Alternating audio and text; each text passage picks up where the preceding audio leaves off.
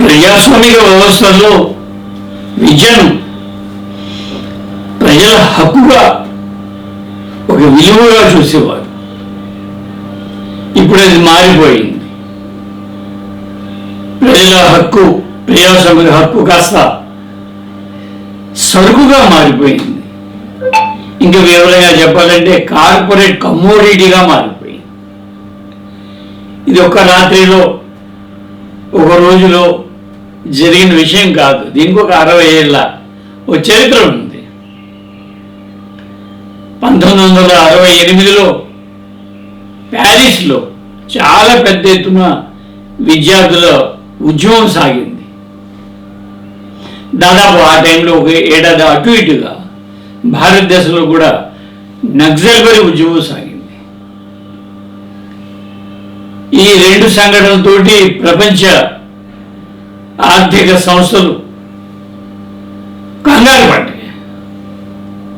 ఏమిటి ఇలా జరిగిపోయింది, మన మీద స్టూడెంట్స్ అన్ని చోట్ల తిరగబడుతున్నారు ఏమిటి అని ఒక్కసారి ఉలిక్కి పడ్డాయి. అవి చాలా దాని మీద కారణాలు ఏమిటి దీనికి అని చాలా పరిశోధన చేసి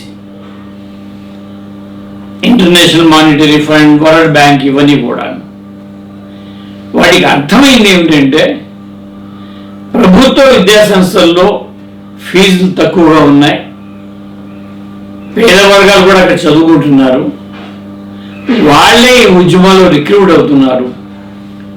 ఇంకో మాటలు చెప్పాలంటే ప్రభుత్వ విద్యాసంస్థలు ఈ ఉద్యమాలకు రిక్రూట్మెంట్ సెంటర్లుగా పనిచేస్తున్నాయని అర్థమైంది. సో దాంతో వెంటనే కొత్త పథకాల రూపకల్పన జరిగింది. వాటి సారాంశం ఏమిటంటే విద్యను ప్రైవేట్ పరం చేయటం. అంటే ప్రభుత్వ పాఠశాలల్ని, ప్రభుత్వ విద్యా సంస్థల్ని బలహీనపరిచి ప్రైవేట్ రంగాన్ని ప్రోత్సహించడం. అది మొదలైపోయింది. ఆ ప్రైవేట్ రంగమే తర్వాత కాలంలో కార్పొరేట్ రంగంగా మారిపోయింది.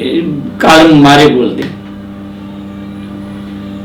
ఆ తర్వాత ఏమైంది, కొంతకాలము ఇంజనీరింగ్ డిమాండ్ చాలా బాగా వచ్చింది. ప్రతి ఒక్కళ్ళు, శక్తి ఉన్నవాడు శక్తి లేనివాడు కూడా తమ పిల్లల్ని ఇంజనీరింగ్ చదివించారు చాలా కాలం. ఇప్పుడు ఇటీవల కాలంలో దాని భవిష్యత్తు కొద్దిగా ఉడుదుడుకుల్లో ఉంది, ఓలడేగా మారింది. దాంతో ఇప్పుడు అందరి చూపు కూడా మెడిసిన్ మీద పడింది. మెడిసిన్ ఫీజు ఇవాళైతే గ్రాడ్యుయేషన్ కావాలంటే, ఎంబీబీఎస్ చేయాలంటే ₹1,00,00,000 పైమాటే. పీజీ చేయాలంటే దానికి 4-5 రెట్లు ఎక్కువ పెట్టాలన్నమాట. పెడుతున్నారు, పెట్టగలిగిన సామర్థ్యం నుండి పెడుతున్నారు. దాంతో ఏమైందంటే జాతీయ స్థాయిలో నీట్ వచ్చింది. ఇంతకుముందు ఏ రాష్ట్రానికి ఆ రాష్ట్రం ఆ పనులు చేసేవి, ఎగ్జామ్స్ పెట్టి ఎంసెట్ పెడుతుంటే, ఇప్పుడు దాన్ని జాతీయ స్థాయిలో నీట్గా మార్చారు. ప్రాంతీయ భాషలో హిందీ భాష, హిందీ జాతీయ భాష లాంటిదే ఇప్పుడు నీట్ ఒకటి తీసుకొచ్చారు. దీనికోసం ట్రైనింగ్ ఇవ్వడానికి దాదాపుగా అనేక కార్పొరేట్ విద్యా సంస్థలు, కోచింగ్ సెంటర్స్ వచ్చేసి చాలా మంది చాలా ఆశ్చర్యం కలిగి ఉండొచ్చు. కానీ ఈ కోచింగ్ సెంటర్ యొక్క బిజినెస్ వాల్యూ ఇండియా మొత్తం మీద ఒక అంచనా ప్రకారం, ఒక సర్వే ప్రకారం ₹60,000 కోట్ల కార్పొరేట్ రంగంలో. ఇవి కాకుండా మధ్య తరహా, చిన్న తరహా కోచింగ్ సెంటర్లు కూడా ఉంటాయి. వాటి వాల్యూమ్ని కూడా కలుపుకుంటే ₹1,00,000 కోట్ల వ్యవస్థ. ₹1,00,000 కోట్ల వ్యవస్థ తను కాపాడుకోవడం కోసం ఏమైనా చేస్తుంది.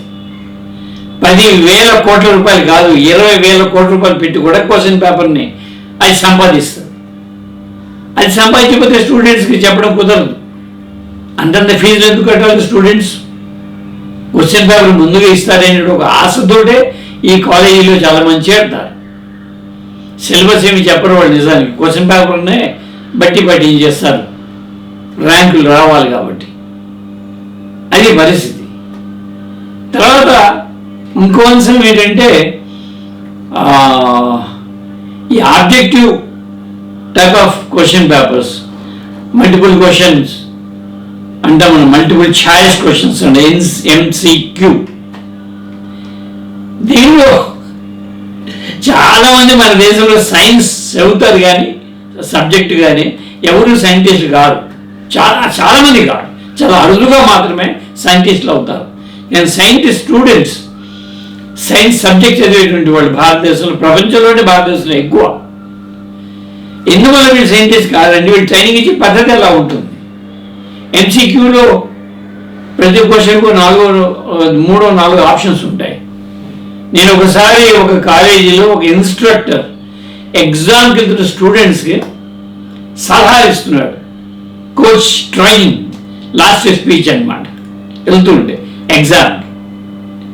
ఆయన ఏమంటాడంటే వాళ్ళతోటి, ఈ MCQలో మీకు ఖచ్చితంగా తెలిసిన వాడికి టిక్కు పెట్టండి, ఆ AO BO CO DO అది ఓకే,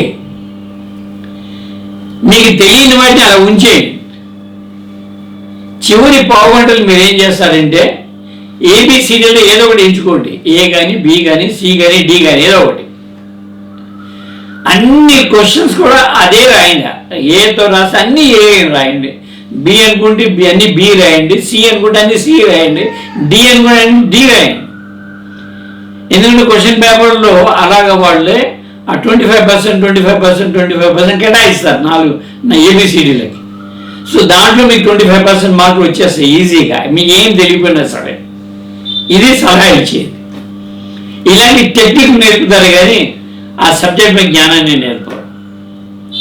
అది ఇవాళ మరి నీ పేపర్ జాతీయ స్థాయిలో 1-2 సార్లు లీక్ అవడంతో చాలా పెద్ద చర్చ జరిగి చాలా పెద్ద విద్యార్థుల ఉద్యమం సాగింది.